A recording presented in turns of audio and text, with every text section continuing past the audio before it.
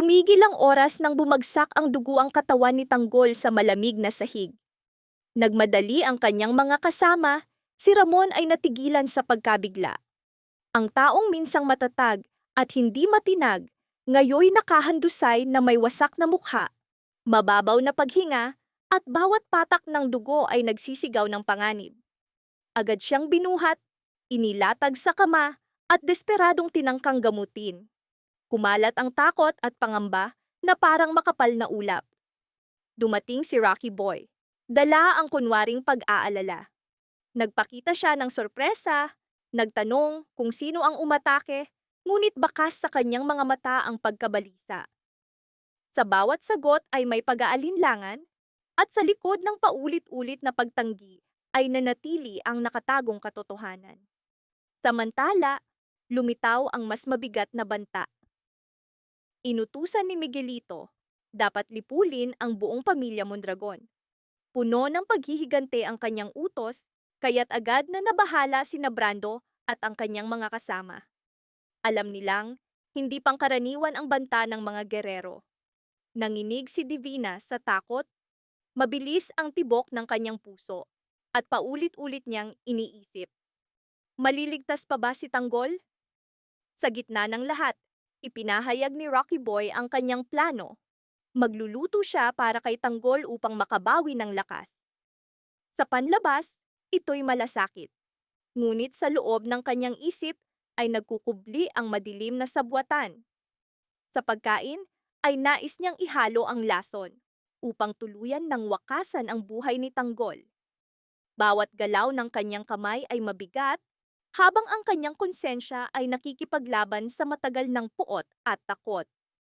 Habang abala si Rocky Boy sa kusina, inilunsad ng grupo ni Jason ang pag-atake sa bahay ng Mondragon. Napuno ng tensyon ang gabi. Bawat hakbang ay may banta ng karahasan. Ang mismong mga dingding ay tila saksi sa paparating na banggaan, simula ng madilim na gabi ng dugo at sigaw. Handa ang pamilya Mondragon, ngunit hindi nila maitago ang panloob na takot. Alam nila, maaaring ito na ang simula ng mas malaking trahedya. Samantala, natapos na ni Rocky Boy ang pagluluto. Dala niya ang pagkain kay Tanggol, na unti-unting nagigising mula sa pagkawalang malay. Maputla ang kanyang mukha, mahina ang katawan. Sa isip ni Rocky Boy ay paulit-ulit na tanong, matatagumpay ba ang kanyang masamang plano? Lalong bumigat ang katahimikan ng silid. Bawat segundo ay naghihintay ng isang maling galaw na maaaring sumira sa lahat. Sa kasunod na mga pangyayari, nagbanggaan sina Pungay at Abet sa mainit na pagtatalo. Iginiit ni Pungay, hindi na tama ang nangyayari. Masyadong maraming inosente ang nadadamay. Puno ng galit at panghihinayang ang kanyang tinig, sapagkat tila nalilihis na ang kanilang laban sa tunay na layunin. Si Abet naman ay puno ng pagsisisi, ngunit naniniwala kailangan ang kanilang pakikibaka upang mailantad ang katiwalian ng mga gerero. Para sa kanya, bawat sakripisyo ay mahalaga upang maipakita ang katotohanan. Hindi sumuko si Pungay. Sa kanyang mga mata, hindi pa tapos ang laban, patuloy na naglalagablab ang apoy ng paghihiganti. Ngunit nagsalita si Chona, puno ng takot. Tanong niya, paano pa sila makikipaglaban kung hindi na nila alam kung sino ang mapagkakatiwalaan sa kanilang hanay? Nanginig ang kanyang tinig sa pagdududa. Alam niyang maling tiwala ay maaaring magdulot ng maraming buhay na mawala. Bilang tugon, iminungkahi ni Pungay, may kilala siyang maaaring makatulong, si Congressman Moyca. Ang pagbanggit sa pangalan ay lalo pang nagbigay bigat sa usapan, sapagkat lahat ay naghahanap ng bagong liwanag ng pag-asa sa gitna ng kaguluhan. Mariin ang paniniwala ni Chona sa tulong ni Congressman Moyca. Maaaring sa wakas ay mailantad ang matagal nang nakatagong katotohanan. Matapos ang maikling pag-uusap, pumayag siya. Hinihikayat sina Pungay at Abet na agad na makipagkita kay Moyca. Siya mismo ay nagpasya na ihanda ang detalyadong ulat tungkol sa kaso ni Onyok. Habang paulit-ulit na nagbabala, mapanganib ang kanilang paglalakbay, kailangan nilang mag-ingat. Mabigat ang pasanin, ngunit tumulak sina Pungay at Abet patungong Sandimas. Samantala, naglalagablab sa galit si Kong Leo. Sa kanyang mga mata, ang mga gerero ay sagisag ng kalupitan. Hindi niya matanggap na kahit ang mga nagpoprotesta, lason na ang pagkain, ay dinudurog pa sa ilalim ng mga sasakyan. Ang kanyang puot ay parang matagal ng apoy, ngayon ay nakahanap ng mitsa upang sumabog. Hindi maitago ni Roda ang kanyang pag-aalala at malasakit. Para sa kanya, ang mga biktima ay lalo pang inaapi. Ang kanyang mga salita ay puno ng sakit at puot, laban sa sistemang walang tigil na nagpapahirap sa mahihina. Sa gitna ng lahat ng pangyayaring ito, bawat tauhan ay may sariling laban, sariling sugat, at sariling pasanin. Habang papalapit ang mga sandali, lalo pang bumigat ang tensyon. Ang kapalaran ni Tanggol at ng lahat ng konektado sa kanya ay nakabitin sa marupok na hibla, handang maputol anumang oras. Gayunpaman, mariing ipinahayag ni Evely. May balita siyang nakita si Tanggol sa isang pagtitipon kamakailan. Ang kanyang mga salita ay tumagos sa katahimikan na parang patalim. Agad na sumimangot si Kong Lok Tinding, mariing nagtatanong. May ebidensya ba ang kanyang pahayag o isa lamang itong tsismis na layong dungisan ang pangalan ni Tanggol? Nanatiling mabigat ang atmosfera ng kanilang usapan, sapagkat sariwa pa ang sugat ng pagkamatay ni Don Gustavo. Ang kanyang pagkawala ay hindi lamang sugat sa pamilya, kundi sa buong pamayan ng minsan niyang pinamunuan. Nagbigay pahiwatig si Kong Lok Tinding, marahil si Tanggol mismo ay may nakatagong motibo na kaugnay sa trahedyang ito. Sa sandaling iyon, lalo pang lumalim ang banggaan ng mga pananaw. May ilan na nagsabing maaaring nakinabang si Tanggol sa pagkamatay ni Don Gustavo, ngunit agad itong sinalubong ng matinding pagtutol. Si Evely ay mariing iginiit. Si Vice Roberto mismo ang nag-akusang si Tanggol ang utak ng planadong pagpatay, marahil siya pa ang nag-utos ng pagpaslang kay Don Gustavo. Sa narinig, biglang tumindig si Roda, puno ng galit at hindi makapaniwala. Mariin niyang sinabi, imposible. Kailanman ay hindi magagawa ni Tanggol ang ganoong karumal-dumal na gawain. Sa kanyang mga mata ay bakas ang matibay na paniniwala, sapagkat kilala niya si Tanggol hindi lamang bilang mandirigma, kundi bilang taong may prinsipyo na laging lumalaban sa kawalan ng katarungan. Sumabat si Kong Leo, kung sakaling si Tanggol nga ang nasa likod nito, tiyak na may mas malalim na dahilan, isang bagay na hindi agad nakikita. Mabigat ang kanyang tinig, hinihikayat ang lahat na tumingin lampas sa mga anyo.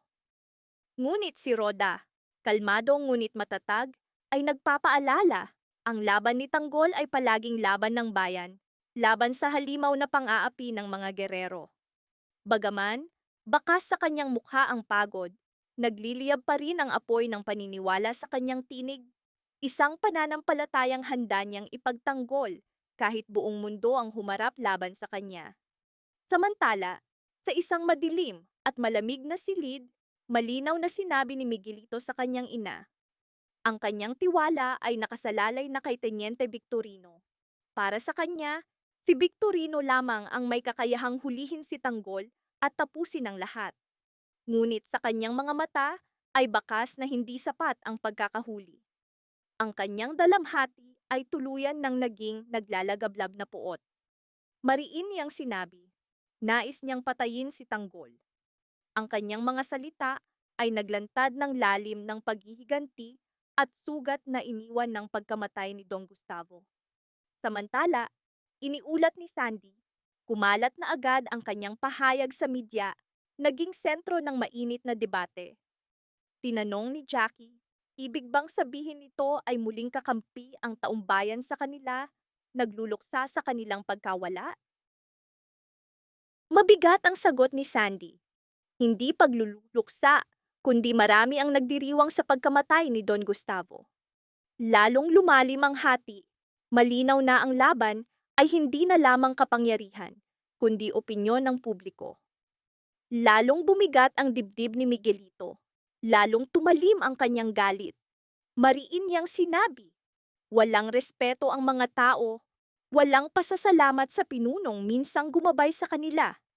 Ipinaliwanag ni Sandy, marami ang naniniwalang makatarungan ang pagkamatay ng Tiwali. Lalong lumawak ang agwat sa pagitan ng pamilya at ng bayan. Idinagdag pa ang pagsabog ng ekspose ni Brando Mondragon na mabilis na kumalat at naglantad ng matagal nang nakatagong mga kasalanan. Sumiklab sa galit si Jackie. Mariin niyang sinabi, sila'y nagdusa, ngunit tila mas pinahahalagahan ng mga tao ang tsismis at akusasyon kaysa sa kanilang tunay na sakit.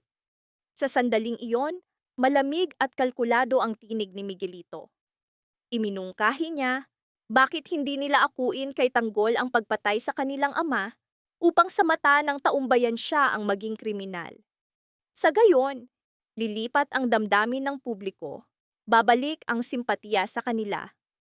Ang kanyang mungkahi ay parang kidlat na biglang bumagsak, nagdulot ng katahimikan, takot at tensyon sa silid.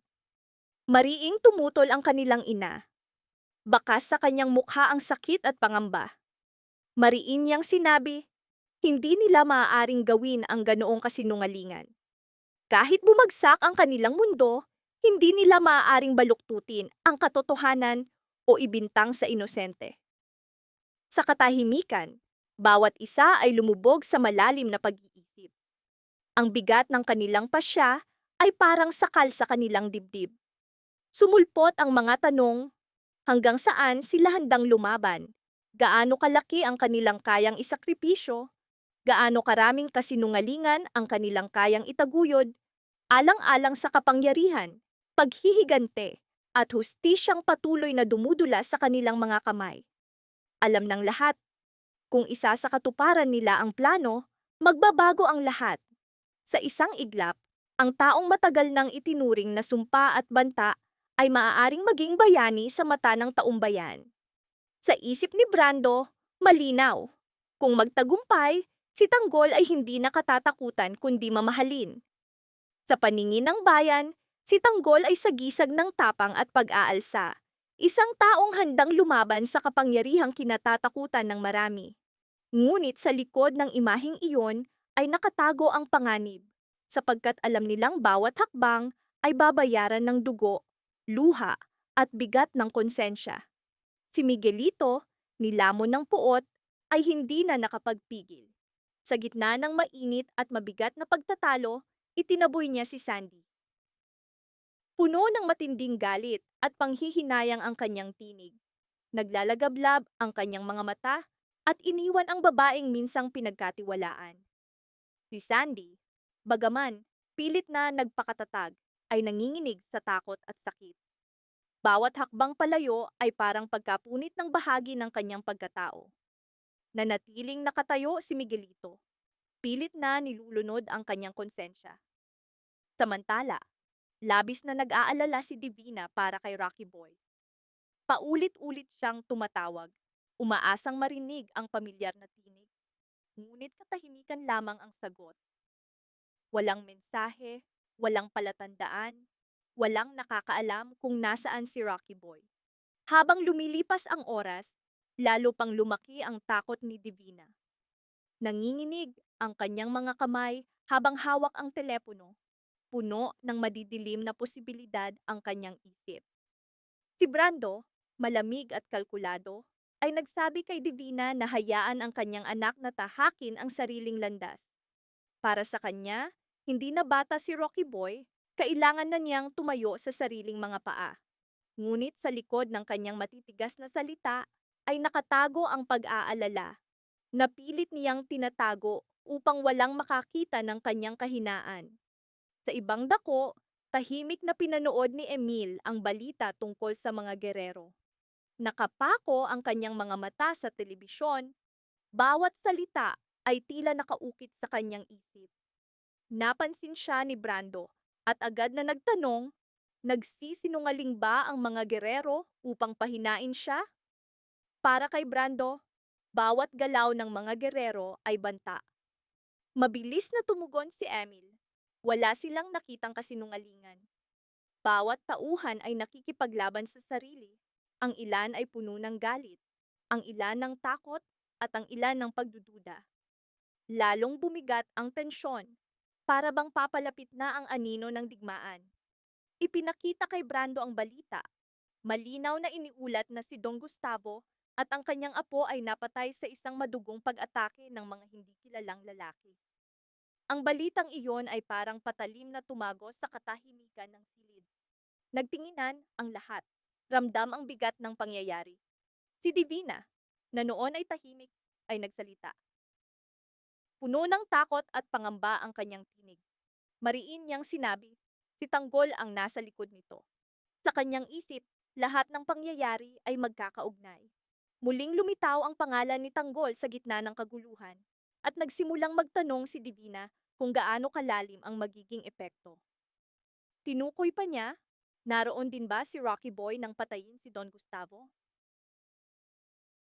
Lalong tumindi ang tensyon. Malinaw ang sagot ni Brando. Para sa kanya, sino pa ba ang makakagawa kung hindi si Tanggol? Sa kanyang paningin, tinutupad lamang ni Tanggol ang banta at pangakong paghihiganti na dati na niyang binanggit. Lalong nalito si Divina. Sa isang banda, ang impormasyong kanyang binanggit ay unti-unting sumisira sa kanilang plano at reputasyon. Sa kabilang banda, ang pagkamatay ng matanda ay tiyak na magdadala ng mas matinding galit mula sa mga gerero. Ramdam niya, sila ang magiging pangunahing pinaghihinalaan ng taumbayan. Ngunit nanatiling matatag si Brando. Mariin niyang sinabi, kahit maghiganti ang mga gerero, handa siya. Para sa kanya, bahagi na ng buhay ang laban na ito at hindi na siya maaaring umatras. Hindi nasiyahan si Divina. Mariin niyang sinabi, hindi nila kayang tapatan ang lakas ng mga gerero sapagkat hawak nila ang kapangyarihan ng buong Maynila.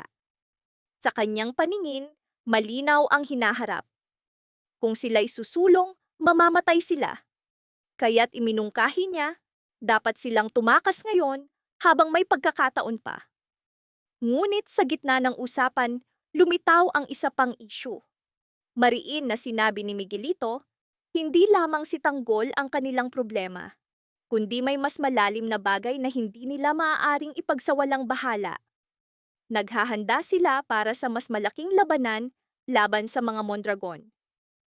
Para kay Miguelito, malinaw, sinisira ng pamilyang ito ang kanilang reputasyon at hindi niya hahayaang mangyari iyon nang walang kapalit. Umabot na sa rurok ang kanyang galit, nakatuon ang isip sa iisang layunin, ang tuluyang paglipol sa kanyang mga kaaway. Sa kanyang tabi, sumiklab sa galit si Jackie. Bawat salita ay puno ng matinding puot. Nilait niya si Brando, parang hayop na walang pakialam sa kapinsalaan ng iba. Naglalagablab ang kanyang mga mata, handang sumabog anumang oras. Sa sandaling iyon, naging malinaw. Ang mga sugat at puot na matagal nang nakabaon sa bawat tauhan ang siyang magtatakda ng kanilang kinabukasan. Mariin pang nagsalita si Miguelito. Parurusahan niya ang lahat ng may sala. Hindi lamang paghihiganti, kundi lilipulin ang buong lahi ng kanyang mga kaaway. Malamig, ngunit puno ng determinasyon ang kanyang tinig. Nagulat si Jackie at nagtanong, gumagawa ba si Miguelito ng hakbang nang hindi sinasabi kay Roberto? Puno ng hinala ang kanyang tanong. Walang pag-aalinlangan ang sagot ni Miguelito, hindi na niya kailangan ng pahintulot. Ang laban na ito ay kanya ng personal na digmaan. Sa huli, mariin ang sinabi ni Jackie. Patunayan mo kay Roberto na kaya mong tumayo sa sariling paa, maging mas mahusay pa kaysa sa kanya. Sa gitna ng kaguluhan, galit at takot, lahat ay nakatayo sa gilid ng mga pasyang magtatakda ng kanilang kapalaran. Bawat katahimikan ay mas mabigat kaysa sa sigaw ng digmaan. Sa loob ni Miguelito, muling nagliyab ang matagal nang nakatagong yabang at puot. Nais niyang patunayan sa sarili at sa lahat na mali ang kanilang ama, na si Tanggol ay hindi higit sa kanya. Samantala, sa kabilang panig ng madilim na kwento, nag-usap ng tahimik, ngunit mabigat sina Rigor at Santino. Ang kanilang mga salita ay parang babala ng paparating na unos, malalim, lihim at mapanganib. Nakatitig si Rigor sa kanyang anak. Tinanong niya, "Sigurado ka bang napatay mo si Tanggol?" Mabigat ang kanyang tinig, puno ng hinala at pag-iingat.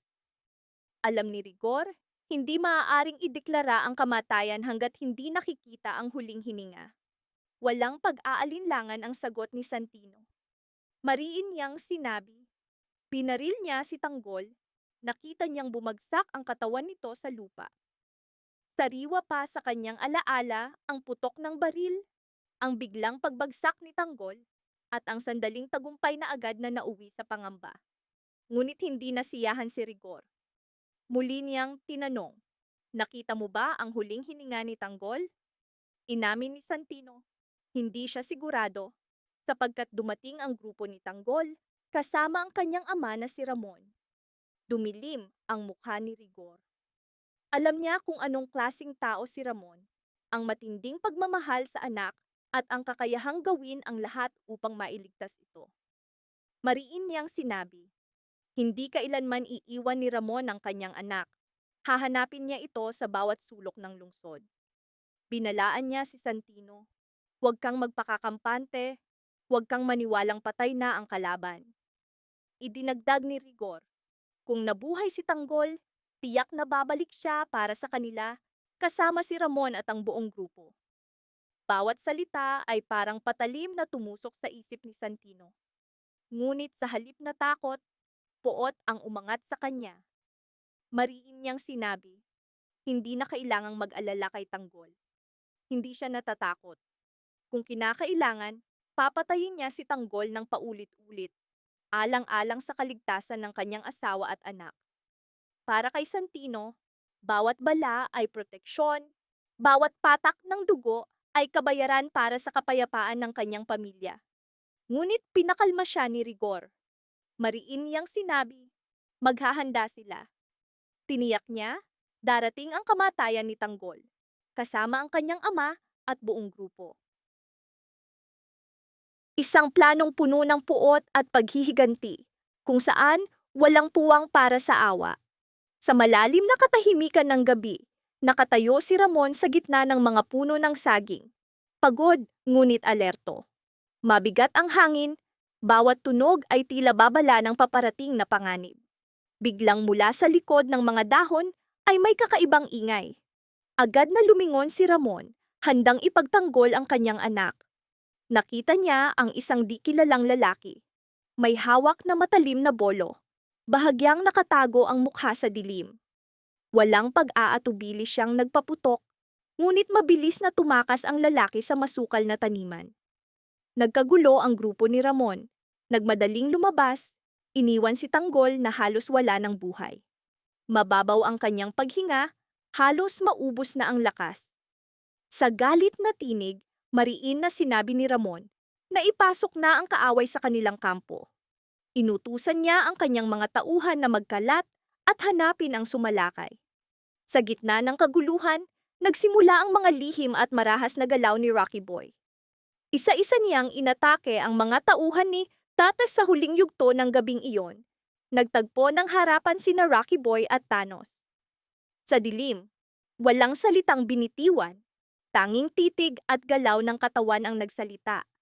Nagbanggaan sila, ang lupay nababad sa pawis at putik.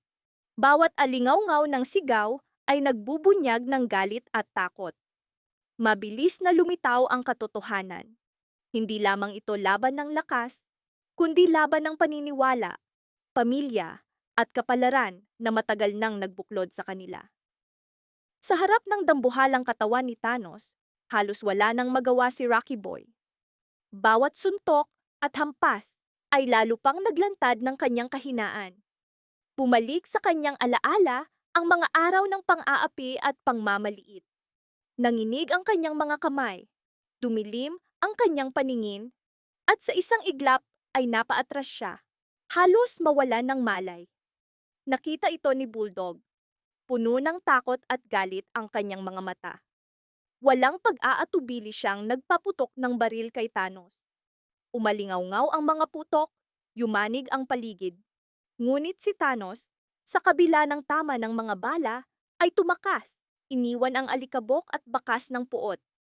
Sa sandaling iyon, ang takot ni Rocky Boy ay nagbagong anyo. Naging matinding puot. Hinabol niya si Bulldog, ang taong matagal na niyang kinamuhian dahil sa bulag na katapatan at kalupitan. Nagharap sila sa madilim na sulok ng mansyon. Sumiklab ang marahas na laban. Tuntok, sipa, at sigaw ang pumuno sa hangin. Walang awang binugbog ni Rocky Boy si Bulldog. Bawat hampas ay nagdurog sa kanyang pagmamataas.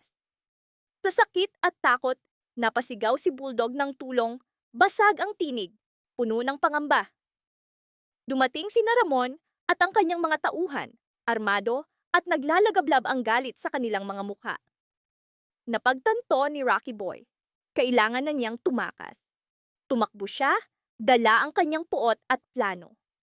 Sa daan ay dinampot niya ang mabigat na martilyo. Matagal na niyang inihanda para sa sandaling ito. Samantala, pumasok si Ramon at ang kanyang mga tauhan sa bodega, handa sa anumang sagupaan. Ngunit gulat at pagkalito ang bumalot sa kanila nang makita si Tanggol. Nag-iisa, sugatan, at nanghihina. Agad na isinara ni Rocky Boy ang bakal na pinto. Sa isang iglap, naipit si Ramon at ang kanyang mga tauhan sa loob. Doon nagsimula ang tunay na banggaan. Nakatayo si Rocky Boy sa harap ni Tanggol. Naglalagablab ang mga mata sa paghihiganti at puot. Sa likod ng kanyang ngiti ay nakatago ang tao ng sakit, pagkawala at sugat na hindi naghilom. Mariin ang kanyang tinig. Hindi niya inakalang makakaganti, ngunit bawat hakbang, bawat plano ay inihanda para sa sandaling ito. Ngayon, sisiguraduhin niyang mararanasan ni Tanggol ang higit pang matinding hirap kaysa sa nakaraan. Sa kanyang isip, nakatayo ang kamatayan. Nakangisi, handang umatake. Walang laban si Tanggol, bawat hampas ng martilyo ni Rocky Boy ay parang kidlat na bumabasag sa kanyang katawan at mga buto. Bawat hinga ay puno ng sakit, bawat hingal ay puno ng pighati. Samantala, desperadong sinubukan ni Ramon at ng kanyang mga tauhan na basagin ang pinto. Nanginginig ang kanilang mga kamay sa takot at galit. Puno ng sigaw ng kawalan ng pag-asa.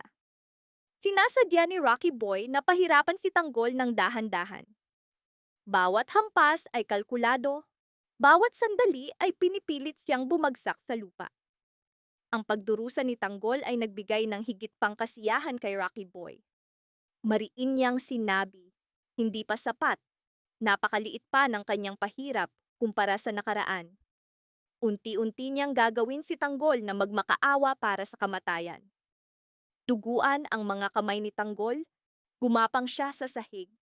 Sa kanyang mga mata ay bakas ang sakit, ngunit naglililiyab pa rin ang tapang. Pilit niyang hinahanap ang natitirang lakas sa kanyang loob. Sa wakas, matapos ang matinding pagsisikap, nabasag ni Ramon at ng kanyang mga tauhan ang pinto. Handang-handa silang sumugod, naglalagablab ang galit upang palayain si Tanggol mula sa mga kamay ni Rocky Boy. Sa sandaling iyon, naging malinaw. Hindi lamang ito laban ng lakas, kundi laban ng paghihiganti, pamilya at dangal, kung saan bawat hampas, bawat hinga ay nagtatakda ng kanilang kapalaran.